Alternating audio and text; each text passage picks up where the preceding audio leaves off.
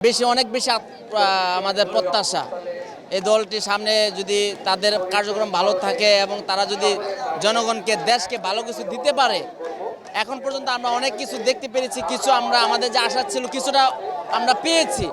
আরও যদি তারা ভালো করতে পারে তাহলে তাদেরকে ইনশাল্লাহ আমরা রাষ্ট্র ক্ষমতায় দেখতে চাই ফিউচারে, ভবিষ্যতে ইনশাল্লাহ। এই দলের সাথে যুক্ত হওয়ার কারণ জনগণের এখন একটি আস্থা ছাত্ররা, জনগণের মাঝে বহুত সংখ্যক একটি মানুষের এখন আস্থা ছাত্ররা, যেহেতু ছাত্ররা দেশকে বাক স্বাধীনতা এনে দিয়েছে, অনেক স্বাধীনতা এনে দিয়েছে এবং আমরা জানি আমাদের বিগত কোনো দলই আসলে দেশকে সেভাবে ভালো করতে পারেনি, সবারই কোনো না কোনো ত্রুটি ছিল। তো সেটি যাতে না হয় বা জনগণ যাতে নতুন আরেকটি দল ভরসার জন্য পায়, সেজন্য আমাদের আশা। গণঅভ্যুত্থান পরবর্তী যে রাজনৈতিক আকাঙ্ক্ষা তৈরি হয়েছে সেই আকাঙ্ক্ষাকে অ্যাকোমোডেট করার জন্য রাষ্ট্রীয় ফাংশনালাইজে অ্যাফিলিয়েট করবে, এজন্য নতুন রাজনৈতিক প্ল্যাটফর্মকে রাজনৈতিক কাঠামোতে রাজনৈতিক পার্টি আকারে তাদের একটা কাঠামো দেওয়া উচিত। সে কারণে এই রাজনৈতিক আজকে আত্মপ্রকাশ। আমরা প্রত্যাশা করছি যে নতুন রাজনৈতিক দলটি আগামী দিনে তারা যে বৈষম্য বিরোধী মুভমেন্টের মধ্যে থেকে উঠে এসেছে, তারা বাংলাদেশের সকল বৈষম্যের বিপক্ষে কথা বলবে এবং সংসদের মতো জায়গায় গিয়ে প্রেসার গ্রুপ হিসেবে কাজ করবে, জনগণের পক্ষের প্রতিনিধিত্ব করবে।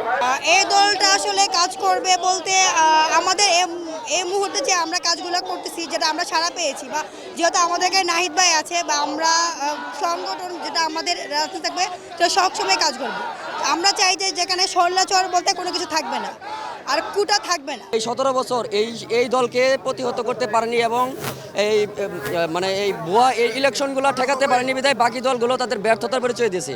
আর তার কারণে দেখা গেছে যে এই বিপ্লবটা ছাত্র জনতা একদম স্বতঃস্ফূর্তভাবে এসে করেছে এবং আমাদের এখানে যারা উপস্থিত রয়েছে তাদের একই দাবি হয়তোবা রয়েছে এবং চেতনা রয়েছে। সেই চেতনাটি হচ্ছে যে পরিবারতন্ত্রের বাইরে গিয়ে একক নেতা না মেনে বহুতান্ত্রিক নেতা মেনে একটি গণতান্ত্রিক জনতার দল গঠন করা এবং সেখানে তরুণরা সামনে থাকবে এবং আমরা মনে করি এই দল সেটার ভূমিকা খুব ভালোভাবে পালন করতে পারবে এবং ধীরে ধীরে বাংলাদেশের সমস্ত ভালো ইস্যু নিয়ে কাজ করতে পারবে। আমি যে বিষয়টা জানতে চাচ্ছি সেটি আসলে যে বড় বড় যে রাজনৈতিক দলগুলো আছে তাদের সাথে আসলে প্রতিযোগিতায় নতুন এই দলটি আসলে কতটুকু টিকতে পারবে আপনার কাছে মনে হয়?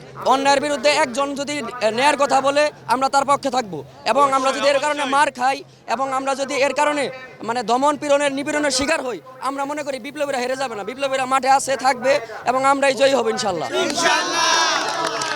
অবশ্যই সামনে সুন্দর একটা বাংলাদেশকে আরো সুন্দরভাবে দেখতে চাচ্ছি, যেহেতু আমরা অনেক কষ্ট করে বাংলাদেশকে স্বাধীন করেছি, যেহেতু আমরা শুরু থেকে শেষ পর্যন্ত ছিলাম। এখনও আমাদের দেশ সেভাবে স্বাধীন হয় নাই, এখনও মেয়েদের স্বাধীনতা নাই সব জায়গায়। তো আমরা এক্সপেক্ট করবো যে আমরা যাতে নেক্সট যাতে আমরা আরও ভালো কোনো কিছু পাই বাংলাদেশের কাছ থেকে। যেহেতু এতদিন আমরা ছাত্ররা আন্দোলন করে দেশ স্বাধীন করেছে, পরবর্তীতে দেশ পরিচালনা করার জন্য ছাত্ররাই আমি মনে করি দায়িত্ব হাতে নেওয়া উচিত। এই দলের মাধ্যমে এই রাজনৈতিক দলের মাধ্যমে ছাত্ররা দেশ গঠনে অংশ নিতে পারবে এবং সামনের দিকে দেশকে এগিয়ে নিয়ে যাবে, তাই এই দলের অংশ নেবে। এই দলে যারা আছেন তারা তো প্রায় প্রত্যেকেই তরুণ, তারা আসলে রাষ্ট্র পরিচালনার জন্য যথার্থ কিনা আপনার কাছে মনে হয়? অবশ্যই কেন অ্যাভেল হবে না, কারণ রাষ্ট্র আমরা যেহেতু দেশকে একটা স্বৈরাচারের হাত থেকে রক্ষা করতে পারছি, তাহলে আমরা দেশের দায়িত্বও নিতে পারবো ইনশাল্লাহ। এখন সেটা তরুণদের উপর আপনাদের একটু ভরসা করতে হবে আর আমাদেরকে সাপোর্ট করতে হবে। কিভাবে শুনেছেন যে নতুন একটা দল গঠন হচ্ছে? এই যে আমাদের ছেলেমেয়েরা আসছে, ওদের মাধ্যমে শুনেছি, তারপর অগরে নিয়ে আসছি আমরা। এই যে আমাদের ছোট ছেলে আসছে, এই ছেলে আসছে, আমার বোন আসছে। আমরা ওকে রাজনীতি করবে? ওকে রাজনীতিতে করবে? ভবিষ্যতে করবে, বড় হইলে করবে না, এটাই তো বাস্তব। ভবিষ্যতের জন্য তৈরি করছে। হ্যাঁ, ভবিষ্যতের জন্য তৈরি করছি। নতুন দল নিয়ে আমাদের একটাই প্রত্যাশা, তারা যেন কোনো রকম দুর্নীতি না করে, আমাদের সব রকম আশা ভরসা তারা পূরণ করবে, এটা আমাদের আশা। কাজ করে একটাই আমাদের চাওয়া। 16-17 বছর ধরে হয়েছে, সেটা আমরা আর কোনো মতেই চাই না। আমরা এখন স্বাধীন, আমরা আমাদের বাক স্বাধীনতা ফিরে পেয়েছি।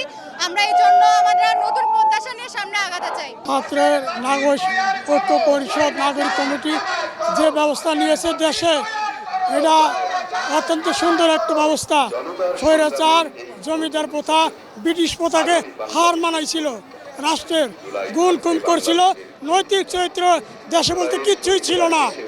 এই নৈতিক চরিত্র না থাকলে রাস্তাঘাট, বাড়ি গাড়ি, মেট্রো রেল এর কোনো মর্যাদা থাকে না।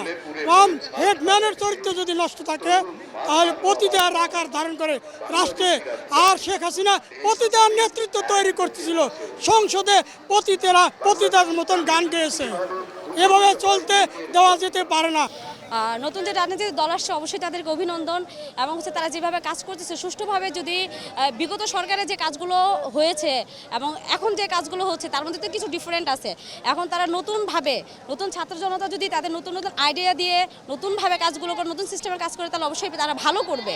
যদি এর মধ্যে পক্ষপাতিত্ব না হয়, যে বৈষম্য বিরোধী যেটা আছে, এই বৈষম্য যদি না থাকে, বৈষম্যকে যদি তুলে ধরা হয়, উঠানো হয়, বৈষম্যকে ভেদাভেদগুলো বাদ দিয়ে যদি আমাদেরকে যে সমাজ যে নতুনভাবে গঠন করতে পারে, তাহলে অবশ্যই সেটা ভালো হবে। এবং হচ্ছে মেয়েদের যে নিরাপত্তা এবং নারীদের যে অধিকার, এই অধিকারটা যদি তারা ওইভাবে সমন্বয় করে রাখতে পারে, কিংবা নারীদের যে আমাদের যে ন্যায্য যে অধিকারটা, আমাদের যে নিরাপত্তাটা, এটা হচ্ছে মূল বিষয়। যে এই মূল বিষয়টা গত সরকারে আমরা তেমনভাবে পাইনি, কিন্তু এই সরকারে আমরা আশা করতেছি আমরা ভালোভাবে পাবো, আর এটা করলেই মনে হয় যে ভালো হবে।